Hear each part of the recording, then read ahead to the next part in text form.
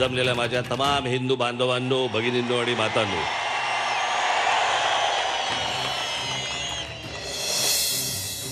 धनुष्यबाण राज ठाकरेंच्या हाती. नुसता धनुष्यबाण नव्हता, ते शिवधनुष्य होतं. आणि मला माहिती होतं की बाळासाहेब सोडून ते कोणालाही पेलणार नाही, होणार नाही, झेपणार नाही. धनुष्यबाणावर निवडणूक लढा. महायुतीची राज ठाकरेंना ऑफर. धनुष्यबाण म्हणजे शिवसेनेची ओळख. धनुष्यबाण म्हणजे शिवसेनेचा प्राण. मात्र आता हेच धनुष्यबाण ठाकरेंच्या हाती येण्याची शक्यता आहे. उद्धव ठाकरेंच्या नाही तर राज ठाकरेंच्या हाती.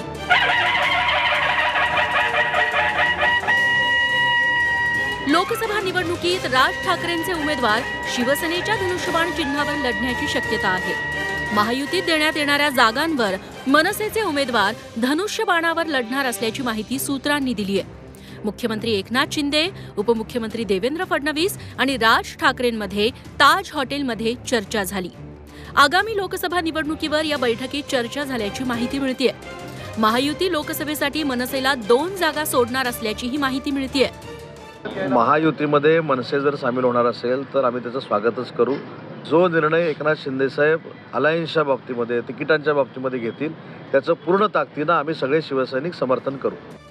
मनसे महायुतीत सहभागी झाल्यास रेल्वे इंजिन या निवडणूक चिन्हाऐवजी धनुष्यबाणावर लढावं लागेल असा प्रस्ताव देण्यात आल्याची माहिती मिळतेय. राजसाहेबाला उद्धवजींनी ढकललेला आहे आणि त्यामुळे मला वाटतं देश कल्याणाकरता, राष्ट्र कल्याणाकरता, मोदीजीच्या विकसित भारताच्या संकल्पाकरता, मोदीजींच्या गॅरंटीवर हा देश पुढे नेण्याकरता राजसाहेबांनी जर काही विचार केला तर आम्ही त्यांचं स्वागतच करू. 2006 मध्ये शिवसेना सोडून राज ठाकरेंनी महाराष्ट्र नवनिर्माण सेनेची स्थापना केली. तेव्हापासून महाराष्ट्राच्या राजकारणात राज ठाकरे हे नाव महत्त्वाचे राहिले. राज ठाकरेंच्या प्रत्येक सभेला अलोट गर्दी होते. आता ही महायुतीत मनसेच्या निमित्तानं 4था भिडू आल्यास तर महायुतीची ताकद नक्कीच वाढणार आहे. राज ठाकरे जर महायुतीत आले तर उद्धव ठाकरेंकडून होणाऱ्या हल्ल्यांना ते चोख प्रत्युत्तर देऊ शकतात. मुंबईतही ठाकरे हे नाव महायुतीसाठी लाभदायक ठरण्याची शक्यता वर्तवण्यात येते. म्हणूनच ठाकरे विरुद्ध ठाकरे लढाई करण्याचा भाजपचा प्रयत्न आहे. मराठी माणसाचं कंबरड मोडण्याचं पाप ही अदृश्य शक्ती करते. पहिल्याच वर्षी बाळासाहेब ठाकरे यांचा पक्ष फोडला, त्यानंतर आदरणीय पवार साहेबांचा पक्षाचं तुम्ही बघताय काय केलंय. आता मनसे हा मराठी स्वाभिमान, मराठी भाषिक, मराठी महाराष्ट्रावर प्रेम करणारा पक्ष म्हणून स्थापन झाला.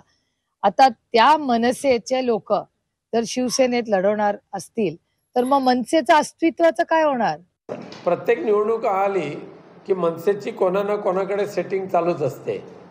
स्वतःच्या पक्षाचा आमदार, खासदार, नगरसेवक, जिल्हा परिषद सदस्य निवडून आणण्याची इच्छा मनसेच्या प्रमुखांकडे आहे असं कधीही वाटलं नाही.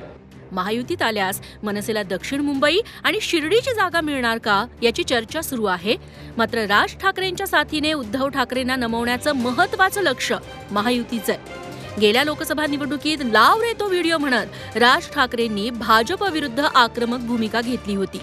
भाजप विरुद्धचा हाच आक्रमक आवाज बंद करण्याची रणनीती यामागे आहे. मात्र राज ठाकरेंना सोबत घेतल्यानं महायुतीचा फायदा होणार की तोटा याबाबत राजकीय निरीक्षक संभ्रमात आहेत.